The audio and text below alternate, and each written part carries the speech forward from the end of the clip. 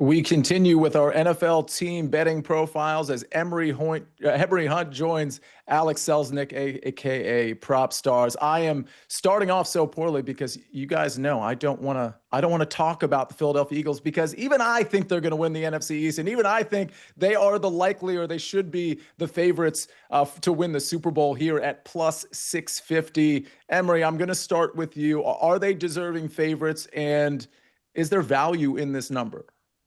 Yes and yes, because it's still plus, right? It's plus 650. Take that value right now.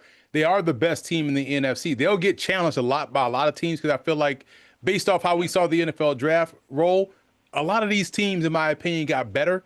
But the Eagles still right now have too much depth on both sides of the ball, and they are clear above everyone else, the favorite in the NFC. PropStarz, your thoughts? I have a feeling you agree here. I agree strongly with my esteemed colleague, but yeah, the Philadelphia Eagles are the class of the NFC, certainly the NFC East. But yeah, I love what the Eagles did this offseason. Obviously, after winning the Super Bowl, you're going to lose some players: Milton Williams, Darius Slay, Josh Sweat, Isaiah Rodgers, but they're just well equipped to deal with that. They have Cooper DeJean, Quinyon Mitchell to step in that secondary. They were tremendous down the stretch for the Eagles last year. And then I like what the Eagles did in the draft as well, adding Ty Robinson out of Nebraska, kind of fill that Milton Williams role on the interior defensive line, adding Jahad Campbell, Makuba, the safety out of Texas as well, to kind of fill in that CJ Gardner-Johnson role. So the Eagles just had another quality offseason. They re-signed Zach Bond. They have tremendous depth. Vic Fangio has this defense just chomping at the bit. So I love what the Eagles did in the offseason. I think they're ready to have another tremendous season. Emory, I'm glad Alex brought that up because they did lose some. He mentioned all the guys they lost in free agency. Of course, you restock in the draft and you restock with your own free agency acquisitions. But here we see it, the notable losses in 2025. He mentioned Slay, Sweat, Williams, CJ Gardner-Johnson, of course, Mekhi Becton. Does this concern you at all, especially in the context of the Philadelphia Eagles being the favorite at plus 650? Absolutely not, because Howie Roseman and company does roster building, roster construction rather well. And if we could put that graphic back up, I'll walk you right through how they got it done. When you look at Darius Slay, okay, cool, we lose him, boom. Kaylee Ringo is going to step up. We go out and get a Dory Jackson to help with the transition as well. You lose CJ Gardner-Johnson, boom. We got help right there. Sidney Brown is going to step up and be the starter. Andrew Makuba, rookie in waiting. You lose Milton Williams. PropStarz touched on it. Ty Robinson, one of the best defensive linemen at Nebraska, actually is a Milton Williams clone. Moro Ajamo is going to get the start. You talk about Kenneth Gainwell.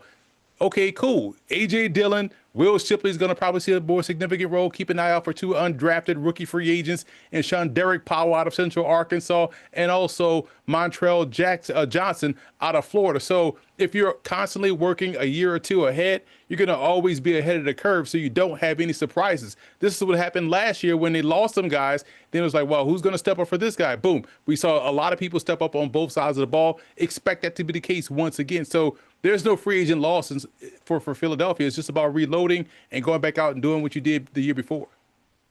This isn't going very well for me at all, gentlemen. I'm looking for some optimism as a Washington Commanders fan.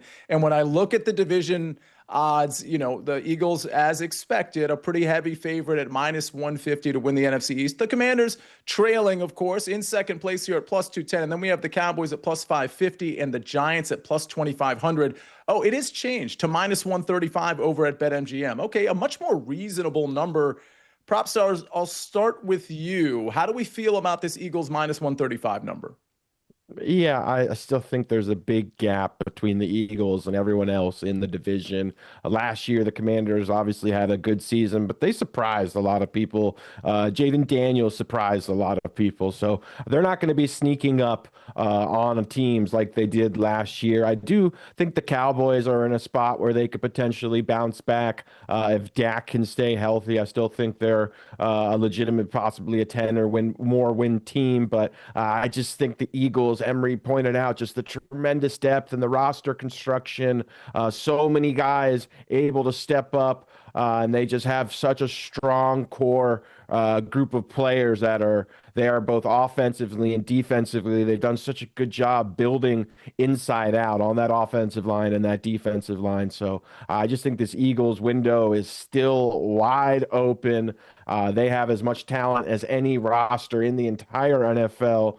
We saw what they looked like in the postseason and in the Super Bowl performance. So, yeah, I just think the Eagles, there's still a big gap between them and everyone else in the division right now. Emory, I want to disagree, but I absolutely cannot. Your take here. I mean, you lose Josh Sweat, boom, there goes Azeez Ojulari coming over from the New York Giants. Mekhi Becton's gone, boom, there goes Cameron Williams out of Texas and Holland Pierce out of Rutgers. I can do this all day with the Philadelphia Eagles and how they just replenish talent across the board. And I think that's why when you look at this division, yes, Washington has significantly closed the gap, but they have to get significantly better defensively. And we saw what that looked like in the NFC Championship game when Jalen Hurts was out there for the full game, and they were on fire from start to finish. And they beat them by 30 points, 30 American points in the NFC Championship we game. Don't need to... That's just they are good, but they are not Eagles good just yet. But they're closing that gap significantly. I am trying to forget that playoff game. I stand by the fact that if Eckler hadn't fumbled basically a short pass, maybe that game could have gotten close. But obviously, Philly was the superior team. I can't argue with any of this. So what I'm going to do, gentlemen, instead of arguing with you, I'm going to move on and pretend this conversation didn't happen. Let's go to props. Let's talk about Jalen Hurts' season-long passing totals. They stand right now at 3,200.5 passing yards, and his touchdown number is 19.5. That one minus 130 to the over. Emory, I'm going to start with you. Do you like either of these numbers, the passing yards or the touchdowns? What I love about Jalen Hurts first is that he also keeps receipts and he is super petty. Because remember the game when everyone was questioning about whether or not he's an anchor to this offense or is he helping his offense forward? He goes up there and they score a bunch of touchdowns. He sits down at that press conference and says, "Is that what you want?" So all we've heard all this offseason is people knock his passing and saying, "Yeah, you went to 2 Super Bowls. Yeah, you won a Super Bowl. Yeah, you won a Super Bowl MVP, but you're still not a good passer." So I expect him to come out here and blow out these numbers, right? Just to shut people up. So yes, that passing touchdown total that's sitting at a very disrespectful 19.5, he's going to go over that this year.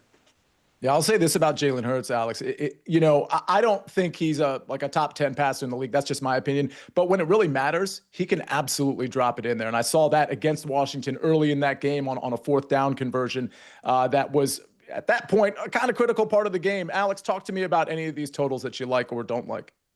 Well, I agree with everything Emory said. First and foremost, he's a world-class competitor that definitely keeps receipts, and he's highly motivated here. So, yeah, I think he blows by his season-long numbers. They're very low. If he stays healthy, if he gets in 14 or 15 games, I think he'll easily eclipse these numbers. When we talk about Jalen Hurts, though, we know just the dual threat ability and having that offensive line, whether it be the tush-push, his ability to escape the pocket. So I like to take advantage of the rushing prowess. I like his odds at plus 600. You can find it plus 700 to potentially lead the NFL in rushing touchdowns. I think there's some value there, especially if he gets in a full season. So that's one category with Jalen Hurts that I've taken a close look at. All right. Well, we've got about a minute left. Let's go to Eagles player prop, and let's try to keep it to 30 seconds or less. PropStarz, what's your favorite Philadelphia Eagles prop for the season? A.J. Brown over 1,100 yards. He almost did that in 13 games last year. His previous 2 years with the Eagles went over 1,400 yards. I rate A.J. Brown as the best NFL wide receiver right now. I think he's that good. The metrics are off the charts. I think he has a monster season. I think he clears this in 13 games or more. All right, Emory, we're headed to Saquon country. America's position, he is going to go over 10.5 rushing touchdowns. Expect him to get closer to what he had last year, 13, maybe even 15 rushing touchdowns, because Jalen's going to be throwing his touchdowns this season. All right. Well, you heard it here first, ladies and gentlemen. Emory Hunt, Alex Selznick think the Washington Commanders are going to win the NFC East and the Super Bowl. They say it's a complete lock. I'm being told that's not necessarily what they said. He said, she said at this point.